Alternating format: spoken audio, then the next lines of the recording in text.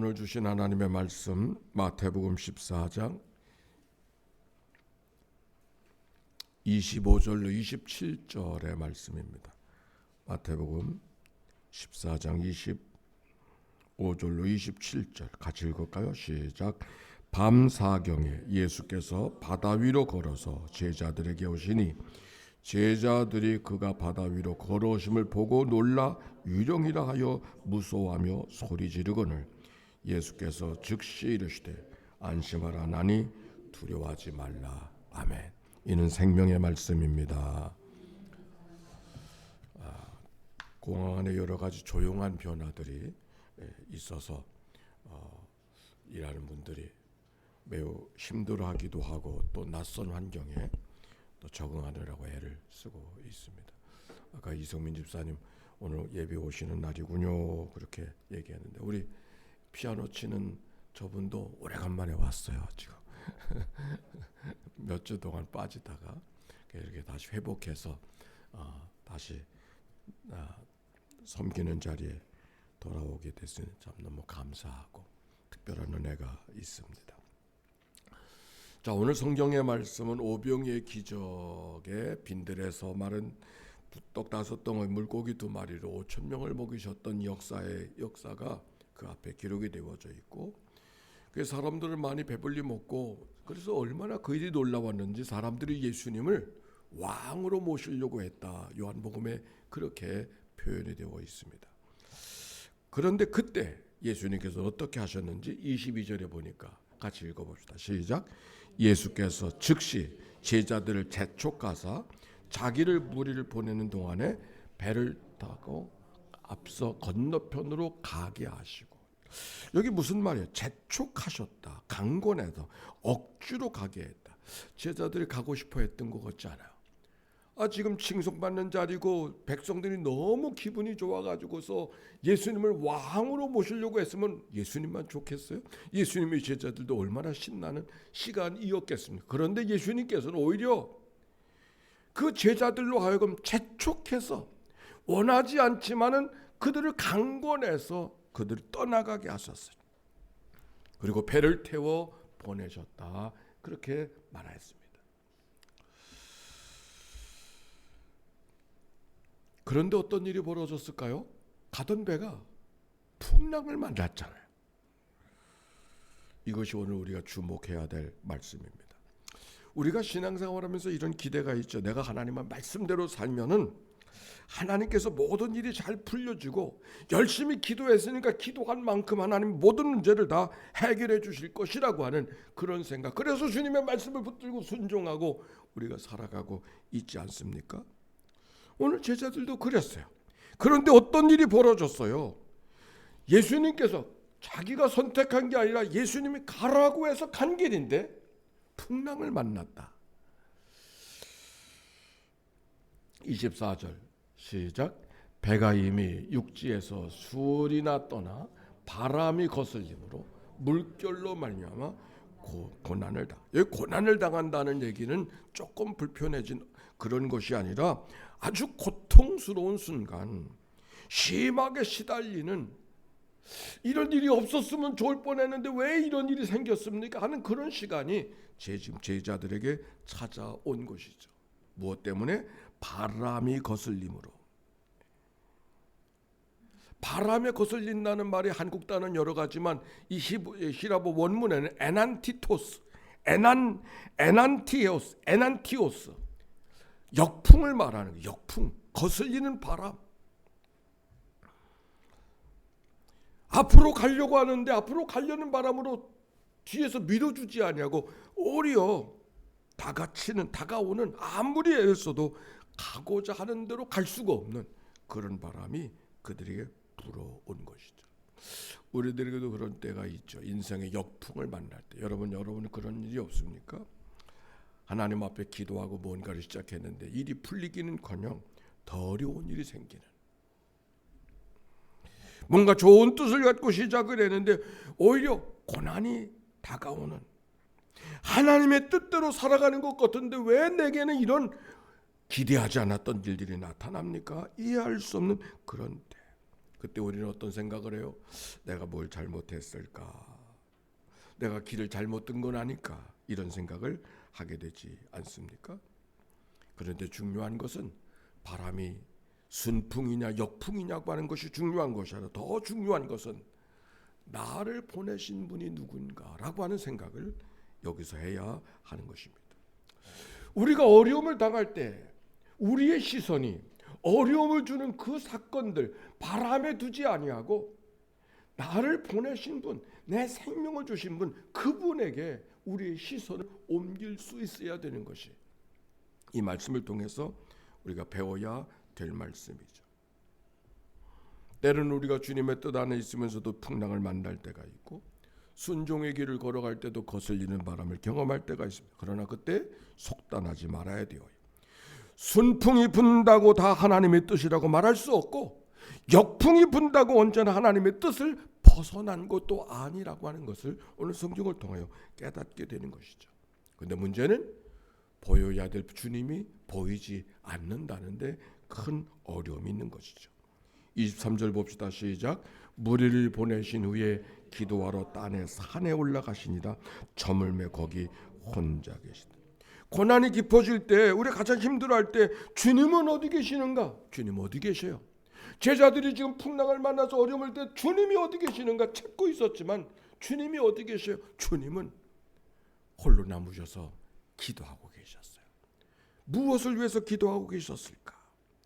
어쩌면 제자들이 가장 힘들어하는 시간에 예수님은 그 제자들을 위해서 기도하고 계셨다고 하면 있어 우리에게 특별한 생각을 갖게 되지 않습니까? 믿음이라고 하는 게 뭔가 하나님을 찾아볼 수 없는 느낄 수 없는 시간에도 하나님이 오늘도 나와 함께 하심을 믿는 게 믿음인 것이죠. 우리의 인생에도 주님이 보이지 않을 때가 있습니다. 그럴 때 우리가 어떻게 해야 되는가? 25절에 봅시다. 55절 말씀 시작. 밤사경에 예수께서 바다 위로 걸어서 제자들에게 오신 밤사경은 새벽 3시부터 6시까지의 시간을 말하는 것으로서 어쩌면 밤이 가장 깊어진 시간을 의미하고 있는 것이죠. 그때 주님이 제자들을 찾아오셨어요. 이런 질문할 수 있어요. 왜 예수님이 좀 더 일찍 오시지? 그 늦은 시간에 풍랑이 막 일어나기 시작할 때 찾아오셨으면 얼마나 좋을까? 근데 중요한 것은 주님이 그들 가운데 오셨다고 하는 것이죠. 성경의 역사가 복음인 것은 사람이 하나님을 찾는 것이 아니라 늘 하나님이 사람을 찾아주셨어요. 아담이 하나님을 찾은 것이 아니라 하나님이 아담을 찾아주셨고 가인이 하나님을 찾은 것이 아니라 하나님이 죄인된 가인을 먼저 찾아주셨어요. 신음하는 애굽의 백성들을 하나님께서 먼저 찾아주셨다고 하는 사실이 성경의 이야기인 것이죠. 오늘 여기 성경에도 마찬가지 풍랑 속에 만난 제자들에게 주님이 찾아오셨다고 하는 것이 이 말씀 속에 담고 있는 복음이에요. 사실 그 당시에 바다는 사람들이 다룰 수 없는, 인간이 다룰 수 없는 가장 두려워하는 세상이 물이었어요. 바다였어요. 그런데 그것 때문에 문제라고 이제는 살 길이 없다고 생각하는 그 백성들에게, 그 제자들에게 주님이 이것이 해결할 수 없는 문제라고 생각했던 문제를 딛고 오셨다고 하는, 저게 없었으면 좋을 뻔했는데 그러면 내 인생이 살 것 같은데, 근데 그 문제를 딛고 예수님이 찾아오셨다고 하는 것, 그것이 오늘 성경을 통해 주목해야 될 말씀이죠. 믿음이라고 하는 것이 뭔가? 문제 없는 사람은 아무도 없어요. 그러나 문제보다 크신 분이, 그 문제를 딛고 계신 분이 주님이라는 사실을 깨닫고 고백할 수 있는 게 믿음인 것이죠. 27절 말씀 같이 읽어봅시다. 시작. 예수께서 즉시 이르시되 안심하라 나니 두려워 말라. 세 단어, 안심하라, 나니, 두려워하지 마라. 다 같이 시작. 안심하라, 나니, 두려워하지 마라. 이 말씀을 하면은 어머니가 하셨던 얘기 속에 이런 얘기가 기억. 우리 어머니가 20살에 시집을 오셨거든요. 이게 얼마나 어려웠겠어요. 시집살이가. 근데 어느 날 문지방에 인기척이 들리더라는 거예요. 그게 누구시냐 그랬더니 나다. 친정 아버지가 오신 거예요. 그때 그 나다가 얼마나 자기에게 그 특별한 마음을 주었는지 여러 번 얘기하셨어요. 6.25가 끝난 다음에 6.25가 끝나기 전에 시집으로 오셨는데 인천시 금곡동 1번지. 여기 성경에도 풍랑 속에 있는 제자들 나다. 주님이 하시는 말씀. 에고에임이 나다. 바람을 멈추지 않으셨어요. 파도를 먼저 멈추지 않으셨어요. 나다. 풍랑 속에 나다. 아직도 거센 바람이 불고 있어요. 그러나 주님은 그때도 나다. 오늘 성경에 있는 얘기 속에서 예수님이 찾아오셔서 풍랑을 먼저 다스리시고 바람을 먼저 멈추지 않으셨다는 거예요. 여전히 바람이 불고 여전히 풍랑이 치고 있지만 주님은 그 속에서 나다.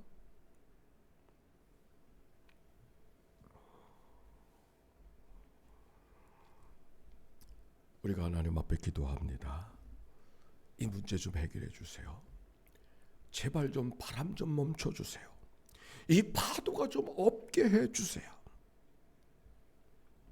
주님이 어떻게 응답하실까? 나다. 문제가 없어졌기 때문에 생기는 평안함이 아니라 문제 속에서 나다. 나다.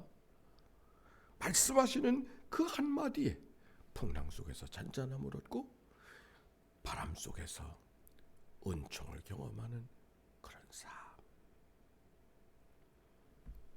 여기 왜 주님이 그들에게 일찍 가시지 않았는가를 말씀하고 있는 것이죠. 마지막 절 33절에 기록되어져 있잖아요. 한번 읽어봅시다. 배에 있는 사람들이 예수께 절하며 이르되 진실로 하나님의 아들이로소이다. 나다라고 하는 풍랑이 멈춰지지 않는데도 주님이 찾아오신 그 주님을 경험하게 됐을 때 절로 터져나오는 말씀. 당신이 하나님의 아들이십니다. 왜 그들이 일찍 찾아가지 않으셨을까? 나사로의 말씀이 기억하나요? 사랑하는 이가 나사로가 병이 들었다는 말씀을 들으시고도 3일 동안을 머무적거리던 주님의 모습, 그리고 죽었다는 얘기를 들으니까 내가 그곳에 가지 않은 것이 오히려 큰 은혜라고 말씀하시면서 예수님이 나사로를 살려주시고 부활여 생명 되신 예수님을 드러내게 했던 그 사건 말입니다. 나다. 왜 내가 원하는 시간에 주님 찾아오지 않으셨습니까? 왜 풍랑 속에 주님이 나를 고생시켜 주십니까? 나다. 그분이 하나님의 아들이요? 온 세상을 통치하시는 누구와도 바꿀 수 없는 그분인 것을 깨닫게 하시기 위한 하나님의 은총이 이 말씀 속에 담겨 있는 거죠. 우리 가운데 거스르는 바람, 인생의 역풍을 만나 마음의 불편함을 갖고 있는 식구들이 있는가요? 아무리 애를 쓰고 노력을 해도 앞으로 갈 수 없는 그런 일들, 아무리 기도해도 어떤 변화도 만들어지는 것 같지 않은 그런 일들. 그러나 우리가 어떤 풍랑 속에서도 주님 우리를 버리지 아니하시고 내게 찾아오신 분이 주님이시요, 그리고 말씀하시기를 나다. 순간순간 그 주님의 음성을 깨닫고 주와 더불어 승리하며 살아가는 또 한 주간 되시기를 주의 이름으로 축원합니다.